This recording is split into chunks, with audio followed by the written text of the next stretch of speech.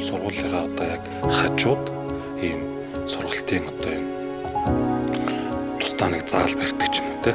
Тоглоомороо тоглоод тэл явдгүй энэ хоёр нэг сургуульд юм бэлтгэл юм байхгүй. Анги тархин хөрөлцдгүү гэдэг утгаас явуулдаг. Ерөнхий боловсролын сургуулийн сурагчдын амралт эхлээд 20 хоног өнгөрч байна. Энэ хугацаанд таны хүүхэд гэртээ юу хийж байна вэ?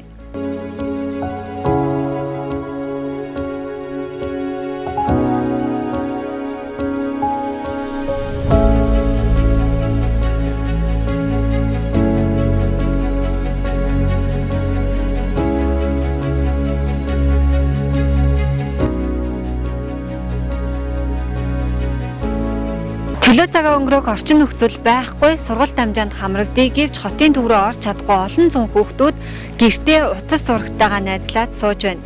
Яг одоо миний ард харагдаж байгаа энэхүү гэр хороодлын хүүхдүүдийн хөгжих хэрэг зөрчигдөж байгаа асуудлыг өнөөдөр бид хөндөх юм. Тухайлбал бага болон дунд ангийн хүүхдүүд улирлын амралтаараа сургалт амжаанд хамрагдах хүсэл сонирхол дэврүүн барьж тэдний гэртээ ойрхон хүүхэд хөгжлийн төв болон сургалтын төв нэгж алга. Талаараа ер нь хичээл намраад удаж штэ гэртээ юу хийж амарч юм. Тэгэл дүүнрээ хараад гэрээс ирлээл уцаа үзээл нэг тиймэрхүү л байж нөө. Ер нь чи сургууль дээрээ ч юм уу энэ хавьд ер нь сургалт амжаанд секцэнд явдаг уу? Явдгүй энэ хоёр нэг сургуульд юм бэлтгэл юм байхгүй. Тэгээд хотын төмөв рүү орё гэхээр байхгүй. Сургуулийнхаа секцэнд явъя гэхээр хүүхдэн бүрцэнгээ авдгүй. Ер нь чи хэрвээ ингээд ойрхон дуулан сургалтын төв байгуулъя гэвэл ер нь юунд явах вэ? Юунд сонирхолтой вэ? Волейболын дуртай. Волейболоор ер нь бол цаашдаа явъя гэж боддог. Даанч тэгэл хүсэл эрмэлзэлтэй хүрэхин тулд ингээд бэлтгэл яв. Тэ өөрийгөө хөгжүүлэх ёстой. Тэгээд ойрхон бэлтгэл байхгүй болохоор тэгээд тийм хэл өнд явдөө. Сургуулийнх нь секц хэдэн хүүхэд явдгийг? 20-30 хүүхэд л явдсан юм шиг л мэдэхгүй тэр яаж авдгийг. Тэгээ хүүхдүүд ороод идэм л асуугаар хүүхдэн бүрцэн орж болохгүй л тэгээд тэгээ хүүхдийн тоомоо гэхгүй л хүүхдүүдэд аваасаа одоо энэ хүүхдийн бэлтгэл гэдэг чинь өөрийгөө хөгжүүлэх ёстой болохоос тэр сонгож авч тэгээ авьяасгүй гэж ялгах эсвэл гэж боддог шин. За хэдэн настай хэдгээр анги сурдаг байна юм бэ? 8 настай 3 дахь ангид сурдаг. Хичээл амраад нилээ донлоо штэ. Амралтаараа ер нь юу хийж юм гэртээ? Гэрээс өрлөө өндөр харж байгаа. Энэ чи юунд сонирхолтой вэ? Гой дуулан мууланд явахыг хүсдэг үү? Тий. Юунд явмаар юм? Дуу юу? Өөр бүжиг. Тэгээ ингээд чамайг дууланд явъя гэхээр ер нь юунд болохгүй байна? Тийм дуулан олдох. Хэдэн настай вэ? Хэдгээр анги сурдаг вэ? 11 настай одоо 6 тон. Амралт эхлээд нилээ донлоо штэ. Тэгээ ер нь юу хийж юм? Юу хийж амарв? Дундаа даалгавар байгаад. Ер нь чи юунд сонирхолтой вэ? Волейбол.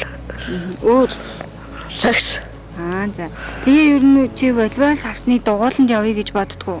Боддог. За, юунд болохгүй юм тэгэхээр? Мөнгө юуны харамттай. Өөр тэгээд өөр гэрээс олдоод. Тийм болохоор тэгээд явчихлаа. Явчихдаггүй юм.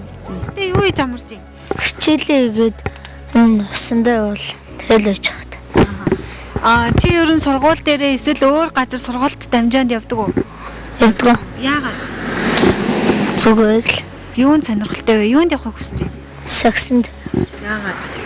Тоглох туртай болохоор. Гэртээ өөрхөн сургуульд явахгүй болохоор сургуультанд явж чадахгүй байна. Чи хэдгээр ингээ? 3 юм уу? Тийм. За. Гэртээ юу хийж байна? Гэртээ тоглоомороо тоглоод тэл юу хаал мал идэл байдаг. Тийм үү.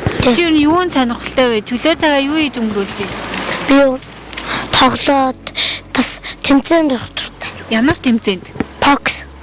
Тэгээд боксонд ингээд дамжаанд явъя гэж боддгоо. Тэгээд юунд болохгүй юм? Аавч мөнгө нь байхгүй л тэгээ аавч цалин нөхөр мөнгө оруулна гэсэн. явуулна гэсэн үү? Тийм.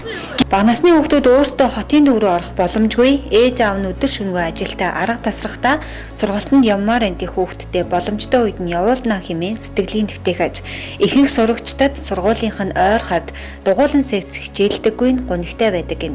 Харин сургуулийн багш нар сургууль дээрээ хүүхдүүдтэй сургалт семинар орё гэвч анги танхим хүрэлцээгүй улмаас боломж байдгүй талаар бидэнд 7-р сургуулийн багш инх болд хэлсэн юм. Амжилт гаргахын нууц нь бол бэлтгэлтэй байгаа. Тэгэхээр бэлтгэл хийхэд бол заал танхимын хувьд бол нэлээд бас хүрэлцээ муутай байдгийн болоо гэж анзаарсан. Энд миний л бодол шүү те. Ер нь багш нар бас ингэж л боддог байх. Зүгээр сургууль одоо ингээд шинээр сургууль баригдаж байгаа ч юм уу эсвэл сургуулийнхаа одоо яг хажууд ийм сургалтын одоо ийм тусдаа нэг заал барьдаг ч юм уу те. Одоо яг урлагаар ч юм уу спортоор ч юм уу ингээд хөөгд өгч юм зориултын ийм заал барьж өгдөг бол бас арай илүү одоо хөөгд өгч тал нь арай илүү байх юм болоо гэж бодож байна. За тэгээд энэ тал дээр бол одоо нийгэм бол ерөнхийдөө нэг тийм дэлгэцэн хамааралтай болсон хүүхэдтэй гэрт очиж олоц суудаг. За эсвэл сургууль дээр ирээл ингээл багш шаардлага тавьдаг гэсэн бас тэгэл ингээл утсан бол одоо хэрэглээ болчихлоо шүү дээ. Тэгэхээр энийгээ бас энээс одоо холдох хөндөрөх энэ юу бол ерөөсөө спорт урлаг энэ одоо сургалтын арга хэмжээнүүд байна шүү дээ. Тэгэхээр энэ дээр бол би тийм хажууд нь юм заал бариад өгчдөг бол хүүхэд төгчд илүү хамрын бол ялангуяа энэ захын хорооллуудын хүүхдүүд бол тийм ээ. Тэгэхгүй бол одоо сургуулийн төвөд байх нь байна. Хөвчлэн дандаа хотын төв рүү энэ хаас нисгээс чинь хотын төв рүү очиход бас төгжрэл ямар байгаа л тэ. Тэгэхээр энэ хүүхдүүдийг сургахад бол ерөөсөө ийм сургалтын орчин сургалт одоо энэ бэлтгэлийг заалал маш хэрэгтэй юм болол гэж боддог. 7-р анги одоо 13 настай. Ер нь би дугуулсан секц явал болбол тэгээд математик явахыг боддог. Тэгээд яг явъя гэхээр гэрт маань ойрхон байдаггүй. Одоо сургууль явъя гэхээр сургуулийн багш нар явуулахыг хүсдэг ч гэсэн анги танхим хүрэлцдэггүй гэдэг утгаас явуулдаггүй.